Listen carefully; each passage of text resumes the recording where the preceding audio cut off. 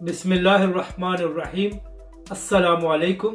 आप देख रहे हैं यूट्यूब चैनल आम सी बातें। दो सीनियर सहाफ़ी समी इब्राहिम साहब और औलिया मकबूल जान साहब ने शेख रशीद को बुरी तरह एक्सपोज किया है और पूरी कौम को बताया है कि शेख रशीद साहब किस तरह तहरीक लब्बैक के बारे में गलत बयानी कर रहे हैं। वज़ीर दाखिला शेख रशीद अहमद साहब पिछले 2 दिन से तहरीक लब्बैक पर यही इल्ज़ाम लगा रहे हैं कि तहरीक लब्बैक के कायदीन अपने इस मुतालबे से पीछे हटने को तैयार नहीं हैं कि फ्रांस के सफ़ीर को मुल्क बदर किया जाए और फ्रांस की एम्बेसी को भी बंद किया जाए।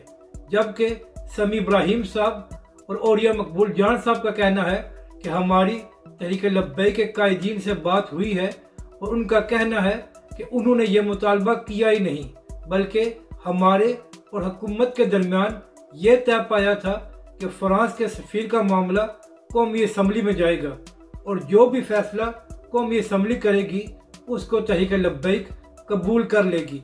मगर शेख रशीद अहमद साहब पिछले 2 दिन से गलत बयानी करके तहरीक लब्बैक के खिलाफ प्रोपेगेंडा कर रहे हैं।